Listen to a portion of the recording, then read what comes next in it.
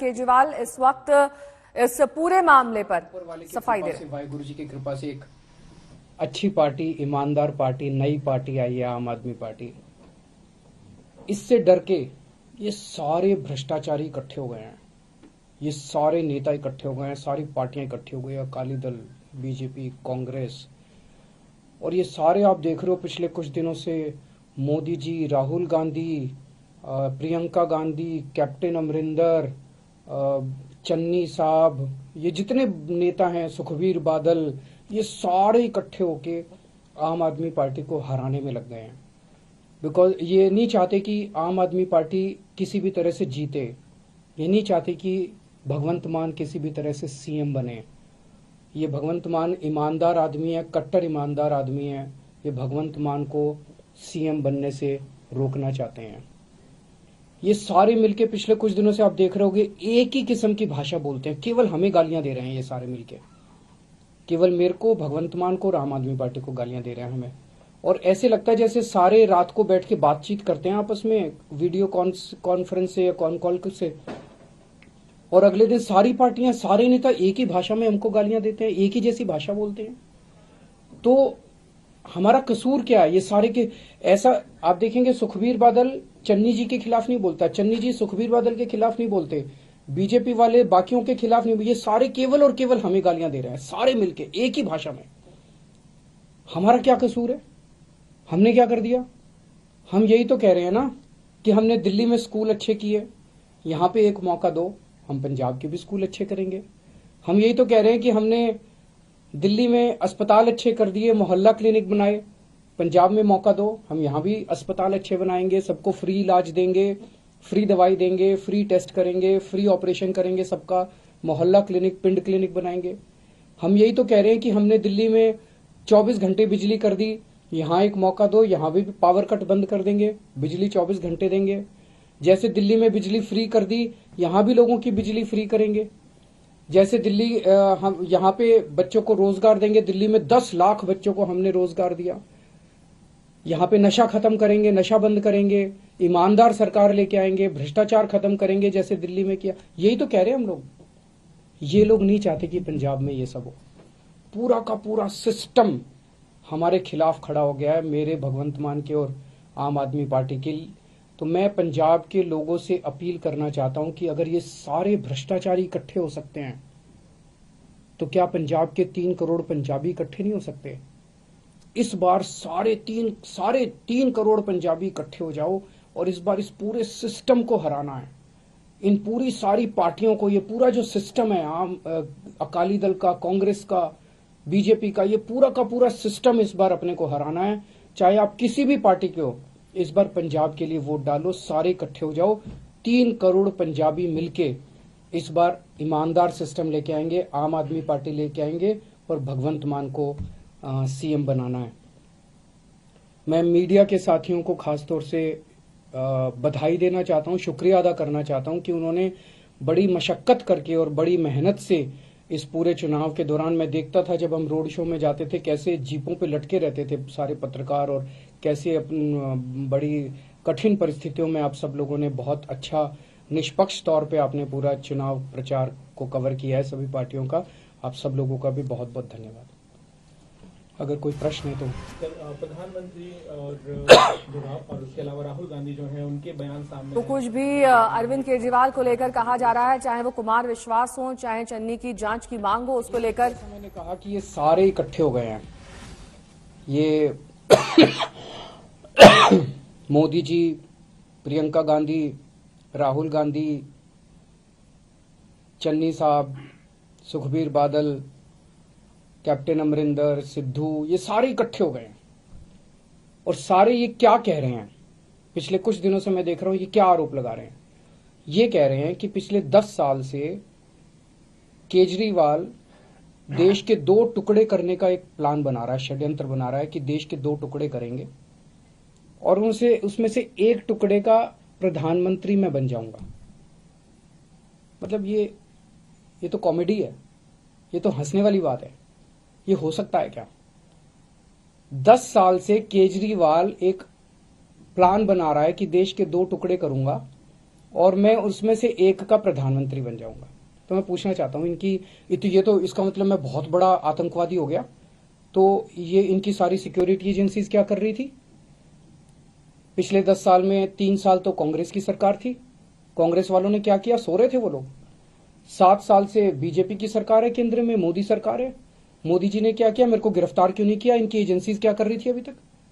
तो ये ऐसी हास्यास्पद बात है जिसको मतलब सुन के ही हंसी आती है।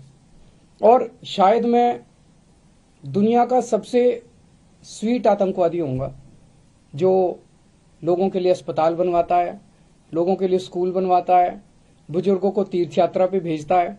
आज तक तो मैं समझता हूं कि दुनिया में ऐसा कोई आतंकवादी पैदा नहीं हुआ जो सड़कें बनवाता है, पानी बनवाता है, बिजली ठीक करता है, लोगों को बिजली फ्री देता है, लोगों की सेवा करता है। ऐसा तो आतंकवादी आज तक कभी पैदा ही नहीं हुआ होगा। और बड़ी इंटरेस्टिंग चीज है, इसका जरा सा सीक्वेंस अगर हम देखें, राहुल गांधी जी ने सबसे पहले ये आरोप लगाए मेरे ऊपर। अगले दिन प्रधानमंत्री जी ने वही भाषा इस्तेमाल की जो राहुल गांधी ने इस्तेमाल की। अगले दिन प्रियंका गांधी ने वही भाषा इस्तेमाल की। अगले दिन सुखबीर बादल ने वही भाषा इस्तेमाल की। मेरे को कुछ मेरे लोग कह रहे थे जी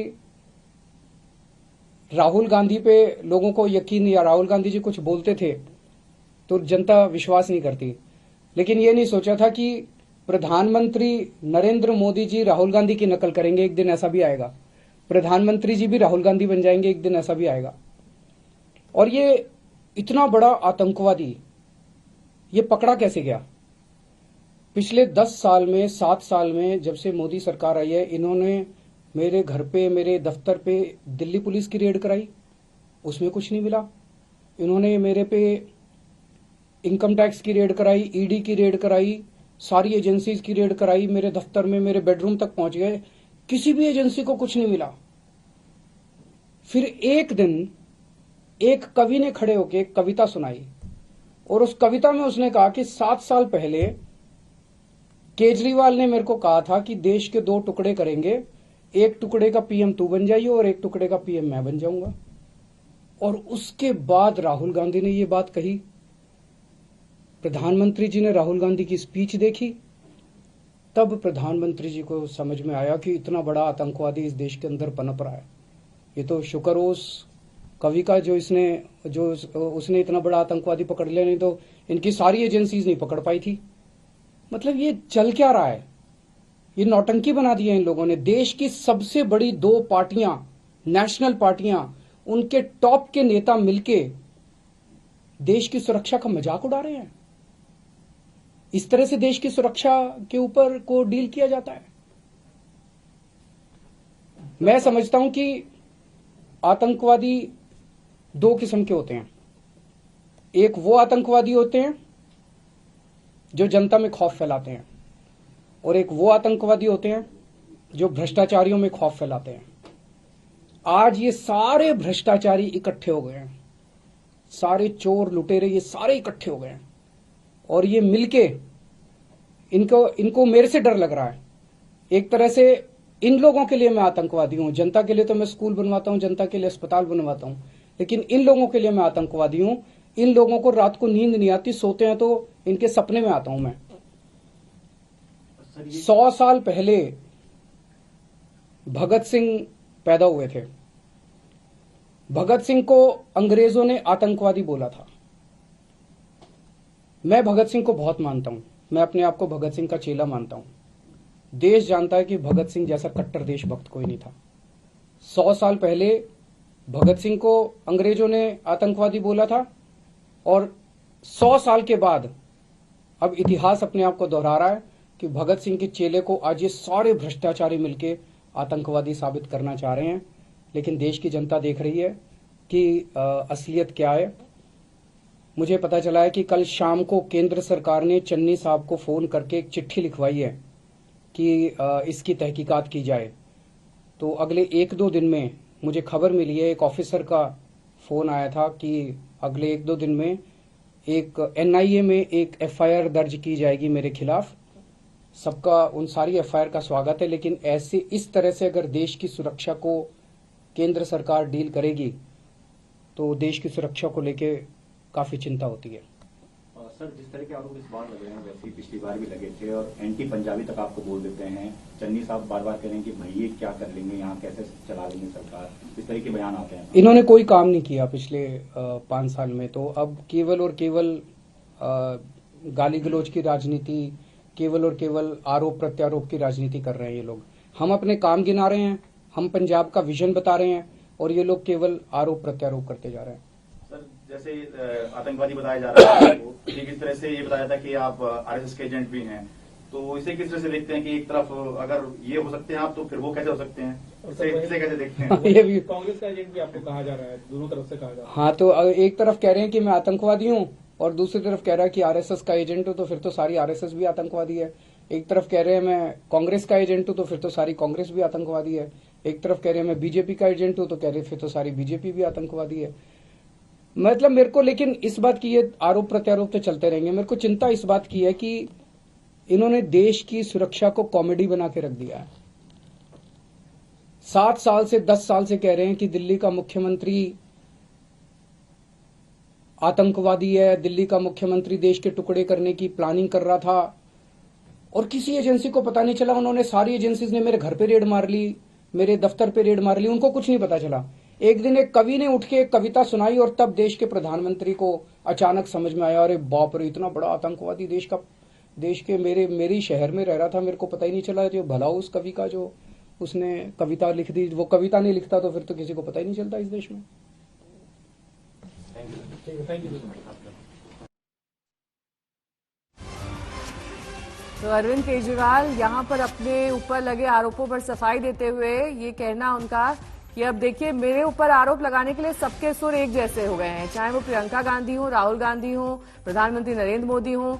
एक कवि ने कविता क्या सुनाई कि अचानक प्रधानमंत्री ने उस कविता पर ध्यान देना शुरू कर दिया और मुझे आतंकवादी बता दिया।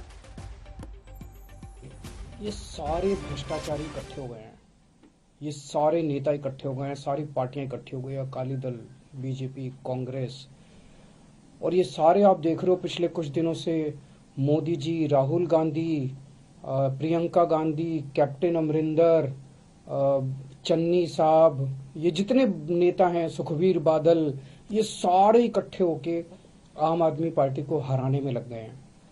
बिकॉज ये नहीं चाहते कि आम आदमी पार्टी किसी भी तरह से जीते, ये नहीं चाहते कि भगवंत मान किसी भी तरह से सीएम बने।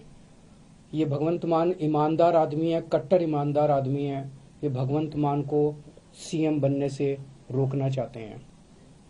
ये सारे मिलके पिछले कुछ दिनों से आप देख रहे होगे एक ही किस्म की भाषा बोलते हैं, केवल हमें गालियां दे रहे हैं ये सारे मिलके, केवल मेरे को, भगवंत मान को और आम आदमी पार्टी को गालियां दे रहे हैं हमें। और ऐसे लगता है जैसे सारे रात को बैठ के बातचीत करते हैं आपस में, वीडियो कॉन्फ्रेंस से या कॉन कॉल से, और अगले दिन सारी पार्टियां, सारे नेता एक ही भाषा में हमको गालियां देते हैं, एक ही जैसी भाषा बोलते हैं। तो हमारा कसूर क्या है? ये सारे के ऐसा आप देखेंगे, सुखबीर बादल चन्नी जी के खिलाफ नहीं बोलता, चन्नी जी सुखबीर बादल के खिलाफ नहीं बोलते, बीजेपी वाले बाकियों के खिलाफ नहीं, ये सारे केवल और केवल हमें गालियां दे रहे हैं, सारे मिलके एक ही भाषा में। हमारा क्या कसूर है? हमने क्या कर दिया? हम यही तो कह रहे हैं ना कि हमने दिल्ली में स्कूल अच्छे किए, यहां पे एक मौका दो, हम पंजाब के भी स्कूल अच्छे करेंगे। हम यही तो कह रहे हैं कि हमने दिल्ली में अस्पताल अच्छे कर दिए, मोहल्ला क्लिनिक बनाए, पंजाब में मौका दो, हम यहाँ भी अस्पताल अच्छे बनाएंगे, सबको फ्री इलाज देंगे, फ्री दवाई देंगे, फ्री टेस्ट करेंगे, फ्री ऑपरेशन करेंगे, सबका मोहल्ला क्लिनिक, पिंड क्लिनिक बनाएंगे। हम यही तो कह रहे हैं कि हमने दिल्ली में 24 घंटे बिजली कर दी, यहाँ एक मौका दो, यहाँ भी पावर कट बंद कर देंगे।